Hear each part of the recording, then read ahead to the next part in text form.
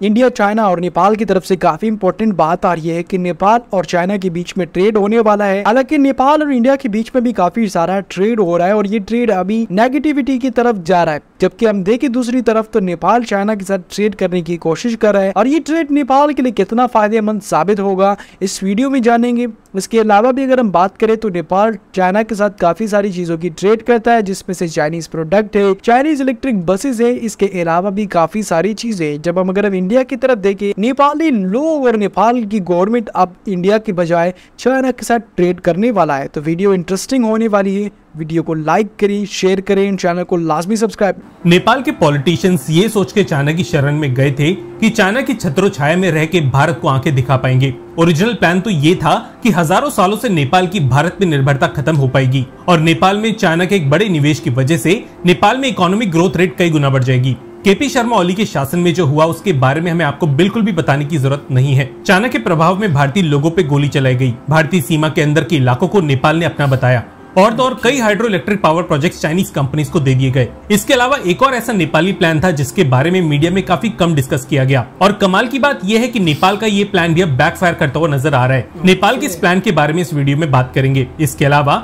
हमने वीडियो में आपसे एक सवाल भी किया है, इसलिए हमारे सवाल का जवाब दिए बिना मत जाइएगा। चाइनीज प्यार में नेपाली लीडर्स ऐसे पड़े कि अपनी जमीन का एक बड़ा हिस्सा चाइना को कब्जाने दिया और अपनी कमजोरी को चाइना के हाथों में सौंप दिया। चाइना से मिले इस धोखे के बारे में आज आपको कुछ काफी इंटरेस्टिंग बताने वाले हैं, इसलिए वीडियो को एंड तक देखिएगा। लेकिन मेन खबर पे बढ़ने से पहले नेपाल द्वारा की गई गलती के बारे में जान लेते हैं। आप सभी को पता होगा कि नेपाल एक लैंडलॉक देश है और समुद्री मार्ग से कुछ भी इम्पोर्ट या एक्सपोर्ट करने के लिए नेपाल भारतीय सी पोर्ट्स का इस्तेमाल करता है। जाहिर तौर पे भारतीय सी पोर्ट्स का इस्तेमाल करने के लिए नेपाल हर साल एक अच्छी खासी फीस भी भारत को देता है और इन सी पोर्ट्स की वजह से देखा जाए तो नेपाल एक बड़े लेवल पे भारत पे डिपेंडेंट है। कुछ महीनों पहले नेपाल ने अपना नया संविधान जारी करने के बारे में सोचा, जिसको लेकर भारत ने आपत्ति की। भारत और नेपाल के बीच इस कारण की वजह से ट्रेड पे इसका बुरा असर पड़ा और भारत ने अपने ट्रेड बॉर्डर्स नेपाल के लिए बंद कर दिए। अब इससे हुआ ये कि नेपाल ना ही कुछ एक्सपोर्ट कर पा रहा था और ना ही जरूरत की चीजें इंपोर्ट करने की हालत में बचा था। ये वो दौर था जब नेपाल चाइना के काफी करीब जाने की कोशिश में था और भारत से दुश्मनी लेने का मन बना चुका था। भारत द्वारा ट्रेड बॉर्डर्स बंद करने के बाद नेपाल ने चाइना के साथ अपना ट्रेड बॉर्डर खोलने के बारे में सोचा और ये सोचा कि क्यों ना भारत के सी पोर्ट्स का इस्तेमाल करने की बजाय चाइना के सी पोर्ट्स का इस्तेमाल किया जाए। अब चाइना के सी पोर्ट्स का इस्तेमाल नेपाल को महंगा तो पड़ता, लेकिन केपी ओली शर्मा जी की ईगो नेपाल के हित से ज्यादा बड़ी थी। इसलिए करीबन 7 साल पहले नेपाल ने चाइना के साथ ट्रेड और ट्रांजिट एग्रीमेंट साइन कर लिया। इस एग्रीमेंट के अंतर्गत नेपाल को चाइना के 4 सी पोर्ट्स का एक्सेस मिल गया। एग्रीमेंट साइन करने के बाद अब बारी आई प्रोटोकॉल्स को बनाने की और जिसका काम भी पूरा हो गया, लेकिन आज 7 साल बीत जाने के बाद भी इन प्रोटोकॉल्स को इम्प्लीमेंट नहीं किया जा सका है। और मेन खबर ये है कि आज 7 सालों बाद भी नेपाल और चाइना के बीच एक भी कंटेनर का लेन देन नहीं हुआ है। द वायर के इस आर्टिकल के मुताबिक नेपाल ने ट्रांजिट प्रोटोकॉल्स या कहें नियमों को लागू करने के लिए चाइनीज ऑफिशियल्स को कई बार रिक्वेस्ट भेजी है, लेकिन चाइना की तरफ से कोई भी रिस्पांस नहीं मिला है। नेपाल पिछले 1 साल से अपने चाइनीज काउंटर पार्ट के साथ एक बैठक करना चाहता है, जिससे चाइना को जल्द से जल्द भारत का अल्टरनेटिव बनाया जा सके और भारतीय सी पोर्ट्स की बजाय ज्यादा कीमत देके चाइनीज सी पोर्ट्स के जरिए सामान का आना जाना शुरू हो सके। लेकिन किसी वजह से चाइना इस डील में और आगे नहीं बढ़ना चाहता। अगर आप ज्योग्राफिकली देखें तो नेपाल के लिए भारतीय सी पोर्ट्स चाइना के मुकाबले काफी ज्यादा पास हैं और अभी तक कोलकाता के सी पोर्ट का इस्तेमाल नेपाल इंपोर्ट और एक्सपोर्ट करने के लिए कर पा रहा है।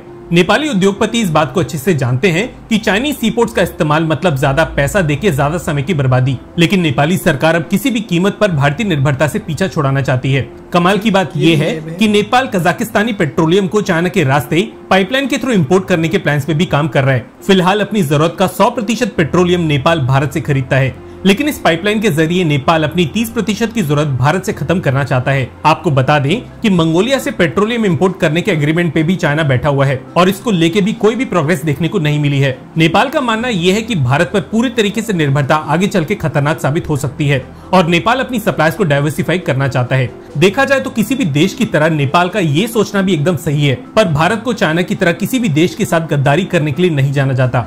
उल्टा पिछले दिनों भारत नेपाल के रिश्तों को खराब करने के पीछे नेपाल के ऊपर चाइना के इन्फ्लुएंस का भी काफी बड़ा हाथ है। लेकिन ये बात केवल यहीं तक नहीं रुकती। पिछले कुछ महीनों में नेपाल ने काफी बड़े हाइड्रो इलेक्ट्रिसिटी प्रोजेक्ट्स की टेंडर चाइनीज कंपनीज को दिए, ये जानते हुए कि फिलहाल भारत ही अकेला नेपाली बिजली का खरीदार है। भारत ने ये बात नेपाल को सीधे शब्दों में कह डाली कि भारत किसी भी चाइनीज प्रोजेक्ट से बनी बिजली नहीं खरीदेगा। इसके अलावा चाइना भारत नेपाल बॉर्डर के पास तक रेलवे लाइन लाने का काम शुरू कर चुका है और अगर ये रेलवे लाइन शुरू कर दी जाती है तो नेपाली मार्केट का एक काफी बड़ा एक्सेस भारत के हाथों से जा सकता है। पर ये उतना आसान भी नहीं है। नेपाल और चाइना के बीच ट्रेड रूट्स खुले होने के बावजूद नेपाल को चाइना के साथ व्यापार करने में दिक्कतें आ रही हैं और इस बात की कोई गारंटी नहीं है कि रेलवे लाइन नेपाल की किस्मत बदल देगी। वहीं नेपाल जिस भारत से दूर रहने की कोशिश कर रहा है वो भारत आज तक नेपाल का साथ देने के लिए सबसे आगे रहा और भारत ने ही नेपाल के डेवलपमेंट में किसी भी देश के मुकाबले ज्यादा साथ दिया। लेकिन अगर नेपाल सांप से दोस्ती करना ही चाहता है तो किसी भी विपरीत परिस्थिति में आगे चल के भारत भी नेपाल की मदद करने से मुंह फेर सकता है। देखना ये है कि नेपाल द्वारा हाथ पैर जोड़ने के बाद चाइना अपने व्यापारिक रूट नेपाल के लिए खोलेगा या नहीं। आपका फीडबैक हमारे लिए मोटिवेशन का काम करता है, इसलिए हम जानना चाहेंगे कि आपको हमारा कंटेंट पसंद आ रहा है या नहीं। हाँ या ना में अपना जवाब देने के बाद वीडियो को लाइक या डिसलाइक किए बिना मत जाइएगा। धन्यवाद। जय हिंद। तो इस तरीके से आपने वीडियो देखी, आपको पता चला कि जो रिपोर्ट्स आई है सामने वो काफ़ी खतरनाक है। अभी तक जो है ना नेपाल चाइना के किसी भी पोर्ट का एक्सेस नहीं ले पाया। हालांकि 7 साल हो चुके इस डील को साइन किए हुए और अभी तक जितने भी जो डील हुए वो अभी तक इम्प्लीमेंट नहीं किए गए। नेपाल से और चाइना से नेपाल अभी तक कोई भी कंटेनर एज आ बॉर्डर नहीं आया। हालांकि सी पे आता है और वो सी जो है वो किस तरीके से आता है कि वो इंडिया का पोर्ट्स यूज करते हैं, क्योंकि नेपाल एक लैंड लॉक कंट्री और लैंड लॉक कंट्री होने के बावजूद वो किसी भी कंट्री का जो है ना वो सी का इस्तेमाल कर सकता है, जिसमें से चाइना है और दूसरा है इंडिया, और इंडिया का वो ज़्यादातर करता है। अब अगर वो सस्ता पेट्रोलियम लेना चाहता है तो ये भी काफ़ी अच्छी बात है, बट गद्दारी नहीं करनी चाहिए नेपाल को भी, और नेपाल भी इंडिया का साथ देना चाहिए, ना कि सिर्फ ये कि वो अपने फ़ायदे के लिए करे। देखिए ताल्लुकात दोनों की तरफ से ख़राब होते हैं और दोनों की तरफ से ठीक होते हैं। अगर दोनों की तरफ से ख़राब हो रहे तो फिर तो ठीक है, अगर दोनों की तरफ से पॉजिटिविटी की तरफ जा रहे तो वो बहुत अच्छा है। अब यहाँ पे देखा जाए तो दोनों की तरफ से थोड़ी बहुत नेगेटिविटी है और ये नेगेटिविटी ख़त्म की जा सकती है। नेपाल अगर इंडिया के साथ ताल्लुकात बेहतर करता है तो ये काफ़ी ताल्लुकात और भी अच्छे हो सकते हैं। पेट्रोलियम भी इनको सस्ता मिल सकता है, सी पोर्ट की जो रेट्स है वो भी कम मिल सकता है, और इसके अलावा भी काफ़ी सारी चीज़ें नेपाल को काफ़ी सस्ते में पड़ सकती है। हालांकि अगर वो चाइना की तरफ जाते हैं तो चाइना की तरफ उनको ये सारी चीज़ें काफ़ी महंगी पड़ेगी, और महंगी होने की वजह से नेपाल को काफ़ी ज़्यादा नुकसान का सामना करना पड़ सकता है। रिपोर्ट अगर आपने देखी है, अच्छी लगी है तो वीडियो को लाइक करें, शेयर करें एंड चैनल को लाजमी सब्सक्राइब करें।